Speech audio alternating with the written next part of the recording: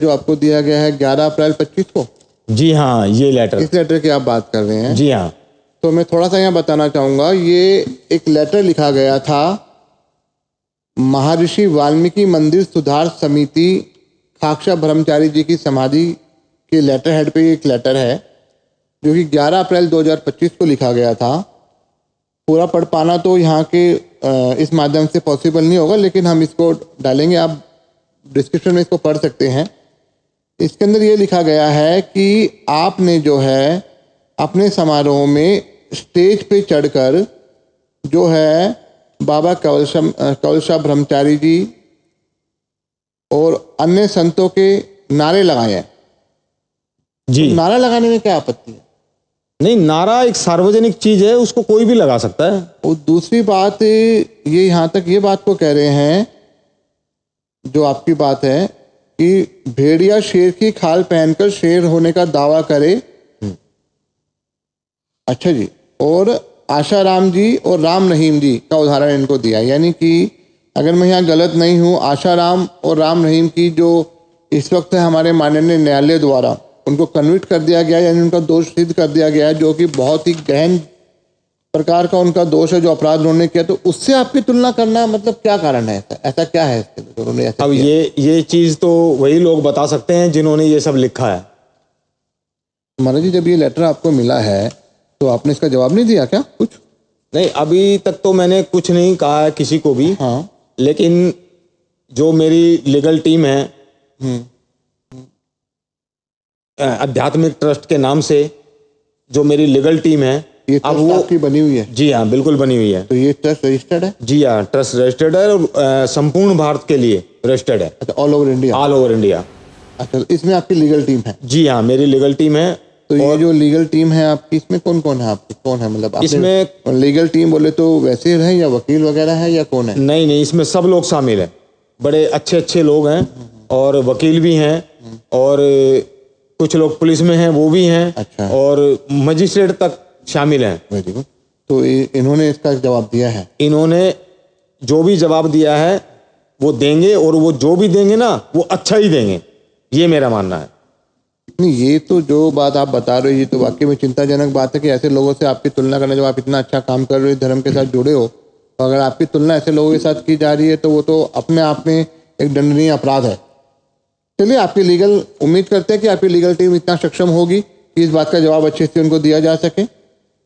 महाराज जी, एक चीज और बताइए आप मुझे, यहाँ पे जो ये बातें आप हमें बता रहे हो अपने धर्म के बारे में, ये किसी ग्रंथ में या किताबों में भी कहीं लिखी हुई है? नहीं, ऐसा कुछ नहीं है इसका? नहीं। ठीक है। तो ये संतों की बातें हैं। और देखो, साख जो है ना वो दो प्रकार की होती है, एक संत साख और एक शास्त्र साख। ठीक है। हम लोग जो है शास्त्र को कम और संत को ज्यादा मानते हैं, क्योंकि हमारे जो पूर्वज हैं वो उनको जो है संतों का सानिध्य रहा है, इसलिए हम संतों की बात, क्योंकि संतों ने शास्त्रों को बनाया है, शास्त्रों ने संतों को नहीं बनाया। महाराज जी, मैं यहाँ पे एक छोटी सी बात करना चाहूंगा। यहाँ पे इन्होंने एक चीज लिखी है कि आपने जो मंदिर वहां बनाया है लाहली गांव के अंदर, उसको आपने ये बोला है कि ये दिल्ली दरबार के साथ में है। नहीं, ऐसा नहीं है, मैंने ऐसा बोला ही नहीं है।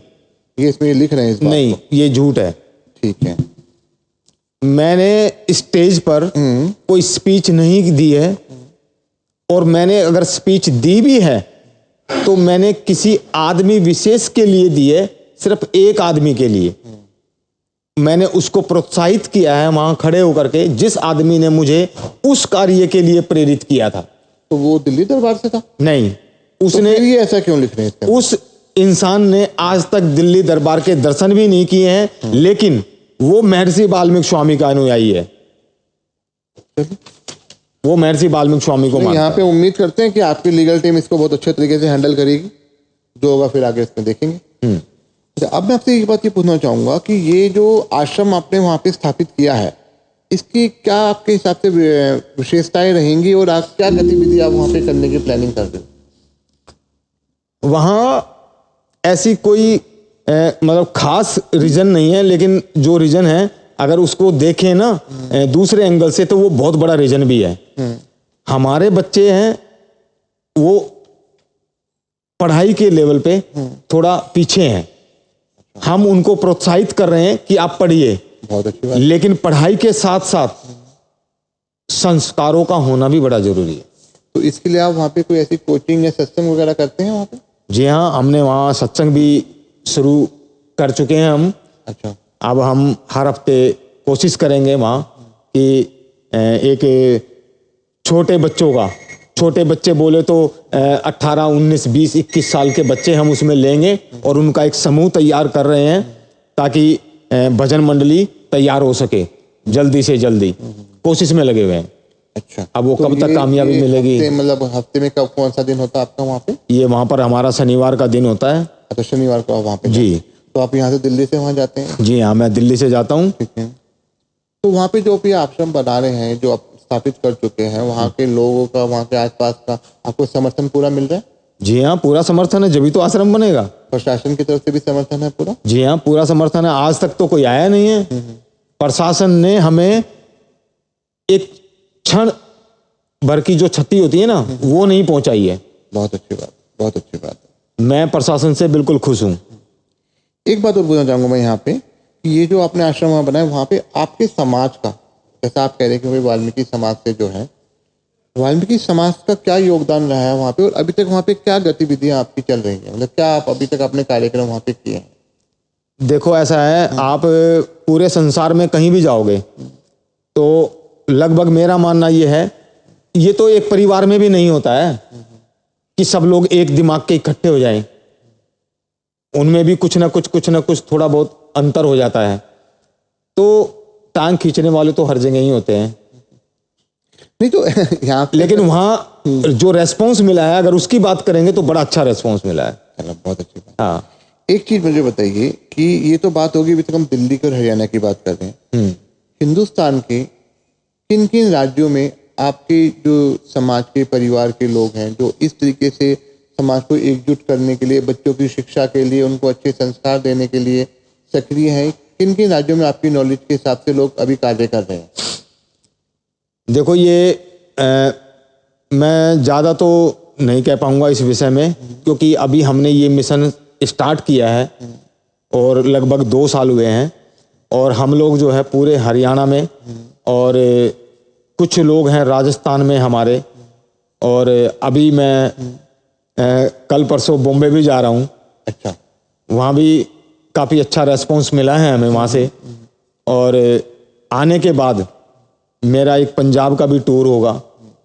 मैं गिरधारी नाथ जी से मिलने जा रहा हूँ बॉम्बे से आने के बाद। और फिर पंजाब के कई गांव हैं जहाँ लोगों ने मुझे इनविटेशन दिया है आने के लिए, मैं उनसे भी मिलूँगा।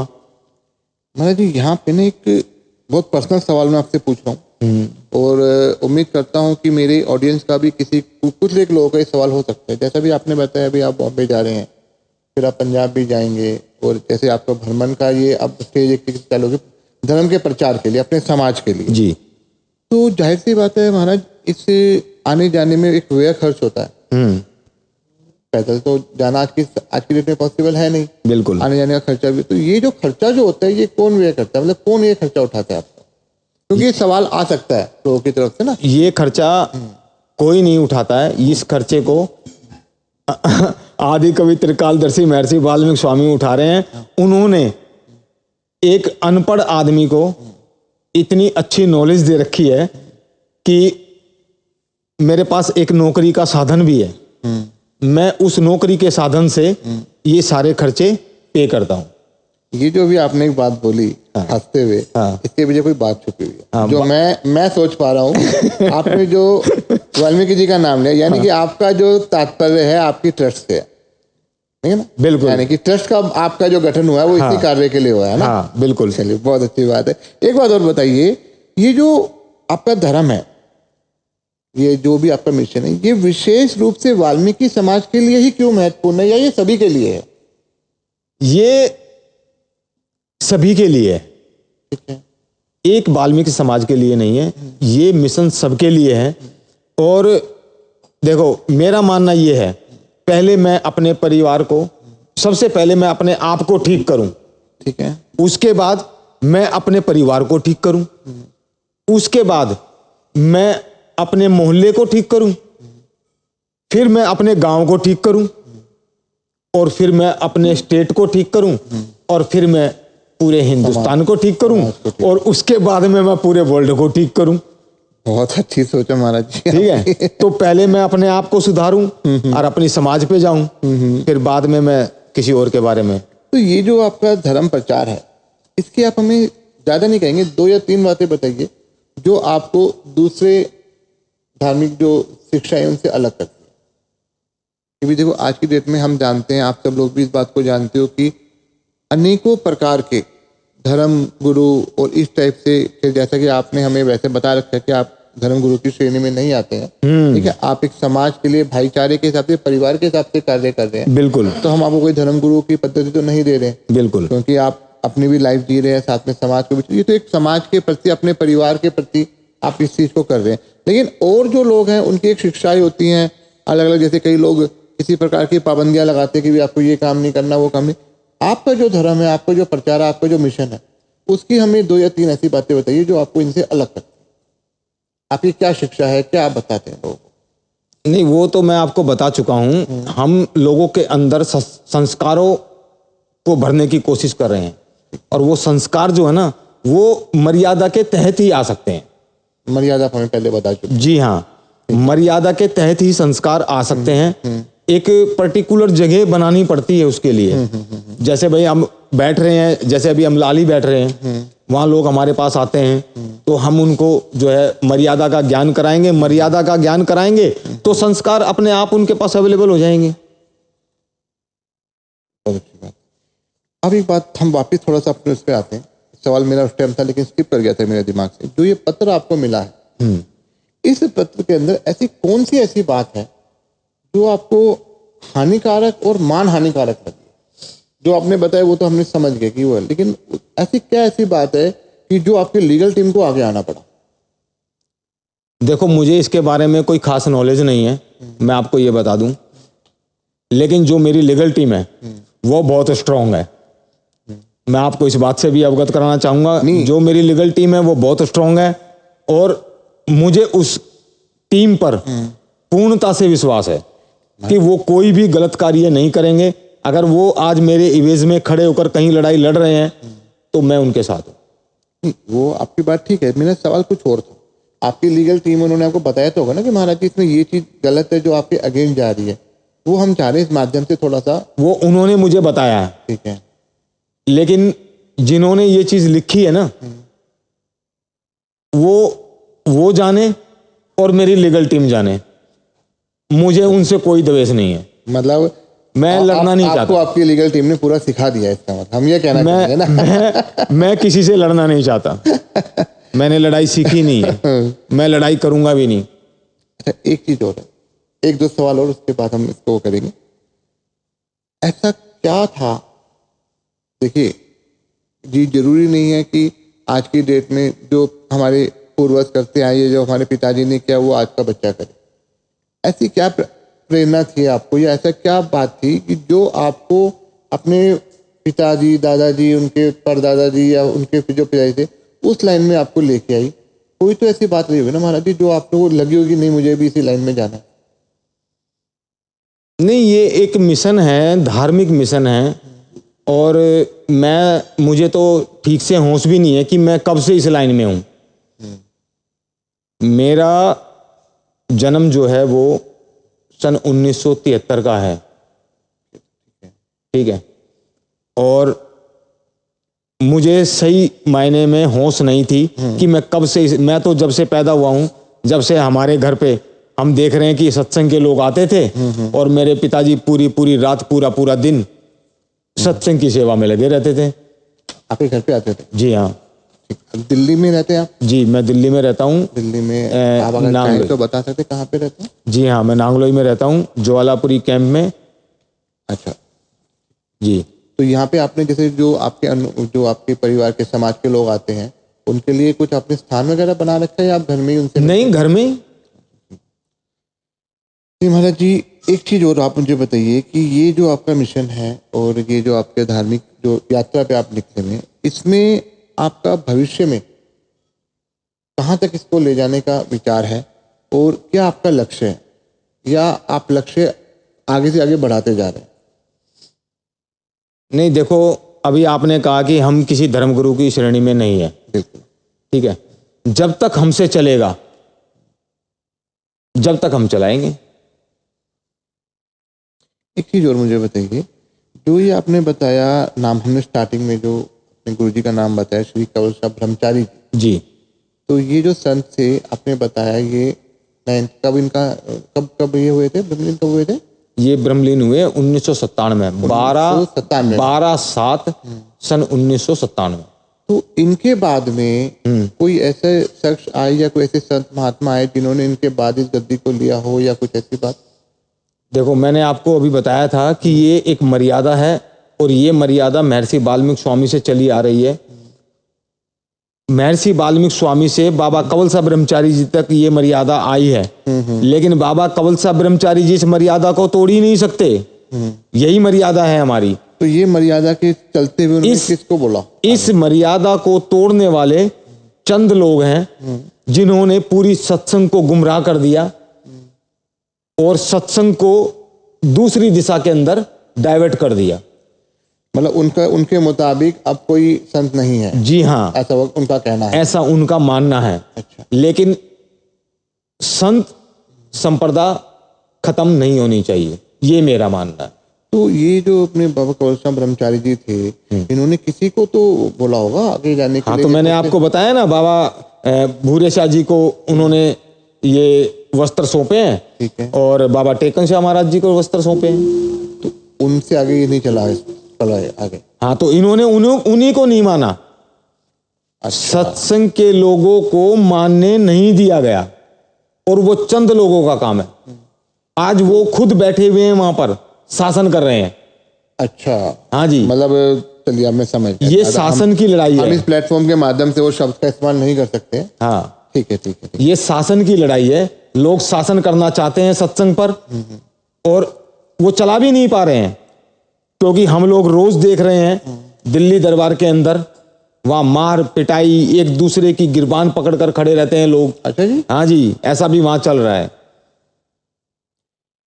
चलिए महाराज जी, अब एक आखिरी सवाल आपसे, इस पूरे अनुभव से जो ये आपके अभी तक जितनी भी आपकी एज है, उस हिसाब से, जैसे आपने बताया बचपन से चीज देखे, आपने क्या सीखा? भाई, कोई मैं एक ऐसी चीज जो आपने सीखी और हमारे ऑडियंस को सिखाना चाहे, जो इस चैनल के माध्यम से हमारे समाज तक पहुंच जाए? मैं इस पूरे ब्रह्मांड को ना एक मैसेज देना चाहता हूं, सिर्फ भारत को नहीं, पूरे ब्रह्मांड को, कि प्यार एक ऐसी चीज है, आप अपना जीवन संवार सकते हो। आप प्यार करना शुरू कर दीजिए, चाहे आपके बच्चे हों, चाहे आपका परिवार हो, चाहे आपके रिश्तेदार हों, या आपका समाज हो, कोई भी हो, आप उनसे प्रेम करना शुरू कर दीजिए, जीवन संवर जाएगा।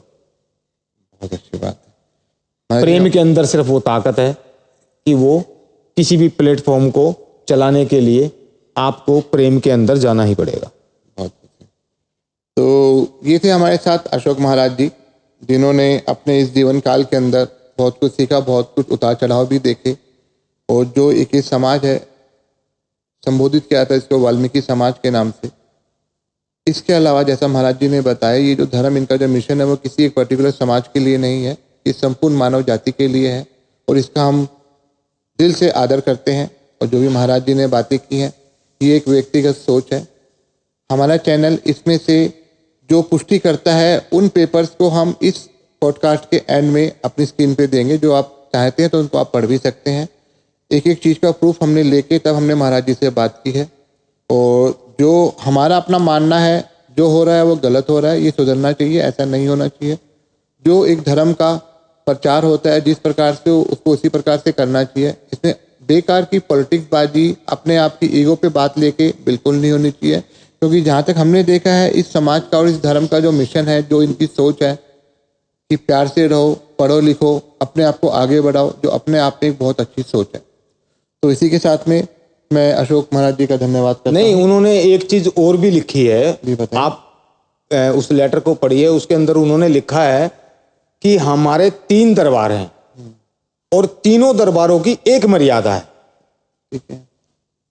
मैं जिन्होंने भी ये लेटर लिखा है, मैं इस चैनल के माध्यम से उनसे ये पूछना चाहता हूं कि अगर तीनों दरबारों की एक मर्यादा है तो भाई सीतापुर दरबार के अंदर मूर्ति की स्थापना की गई है, और एक नहीं 3 मूर्तियों की स्थापना की गई है वहां। ये जो 3 दरबार आप बता रहे हो, ये कहाँ कहाँ है? ये एक पट्टी कल्याणा में है। पट्टी कल्याणा कहाँ पड़ता है? ये पट्टी कल्याणा हरियाणा में। अच्छा, हरियाणा में। और एक दिल्ली दरबार है, दिल्ली दरबार जो आपने जो बताया, प्रताप बाग में है। ठीक है। और एक सीतापुर गांव कनवाखेड़ा, ये कहाँ, कौन सी जहां स्टेट पर में बाबा खाकसा ब्रह्मचारी जी ने तप किया था 125 साल। है? 125 साल? जी हाँ, और एक ये- जगह पर बैठ के बाबा खाकसा ब्रह्मचारी जी ने तप किया था। ये सीतापुर है कहाँ पे? कौन ये सी स्टेट? सीतापुर लखनऊ से 80 किलोमीटर पहले पड़ता है। यूपी में पड़ता है मतलब? जी हाँ, यूपी में गांव कनवाखेड़ा। अच्छा। और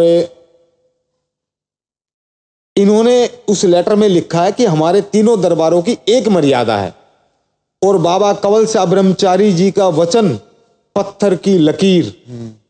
लेकिन इन्होंने या इनके किसी प्रिय साथी ने उस मर्यादा को तोड़ा है। मैं इन लोगों से इस चैनल के माध्यम से उस शख्स का नाम जानना चाहता हूं कि वो मर्यादा किसने तोड़ी है। मर्यादा तोड़ना मतलब क्या? मर्यादा तोड़ना ये है, इन्होंने लिखा है लेटर में कि हमारी ये मर्यादा है, तीनों दरबारों की एक मर्यादा है। अब एक मर्यादा में ये लोग कह रहे हैं लेटर के माध्यम से कि बाबा कंवल शाह ब्रह्मचारी जी ये कहकर गए हैं कि हमारे बाद कोई संत नहीं होगा। इन्होंने ये कहा है, लेकिन हाँ बिल्कुल कहा है ना। तो अब मेरे पास एक प्रूफ और है जिसके अंदर लिखा हुआ है बाबा रोहतास शाह जी। तो वो जो नया बाबा जी है, हाँ, वो किस एंगल से इस धर्म के बीच में आया? बाबा कंवल शाह ब्रह्मचारी जी के बाद में वो कौन सी मर्यादा के तहत उसको बाबा जी माना गया? और वो सीतापुर के अंदर विराजमान है अभी। और अच्छा, वो कंवल शाह ब्रह्मचारी जी के बाद में वहां विराजमान बाद में, और यहाँ पे लिख के दे रहे हैं कि उनके बाद कोई संत नहीं होगा। कोई संत नहीं होगा। अच्छा, तो मतलब ये है तानाशाही। चलिए, हो सकता है आप लोग जिन्होंने भी ये लेटर भेजा है या उनके जानने वाले इस चैनल को देख नहीं नहीं, वो उसमें एक चीज और भी है, आप वो चीज भी देखिए कि उन्होंने लिखा हमारे तीनों दरबारों की एक मर्यादा है। हाँ, वो मैं समझ गया तो आपकी बात। तीनों दरबारों की एक मर्यादा कैसे है? दिल्ली के अंदर मूर्ति की स्थापना नहीं हुई, पट्टी कल्याणा में मूर्ति की स्थापना नहीं हुई, सीतापुर में मूर्ति की स्थापना हो गई, वो भी 3-3, वो भी 3-3। तो एक मर्यादा कैसे हुई? और वहां पे ये जो आप बता रहे हैं नाम, ये शाह साहब भी आ गए। ये फिर रोहतास महाराज को वहां पर भेंट बख्शा गया। चलिए, किसने बख्शा? इसका जवाब तो या तो ये लोग दे पाएंगे जिन्होंने लेटर लिखा है आपको, हाँ, या फिर जो आपकी लीगल टीम है वो जवाब ले लेगी। ठीक। नहीं, चलिए, तो मैं इस अपने पॉडकास्ट को अब यहीं पे समापन करता हूँ, और फिर से दोबारा से अशोक महाराज जी का बहुत बहुत धन्यवाद करता हूँ कि वो हमारे बीच में आए और इस बात पे रोशनी डाली।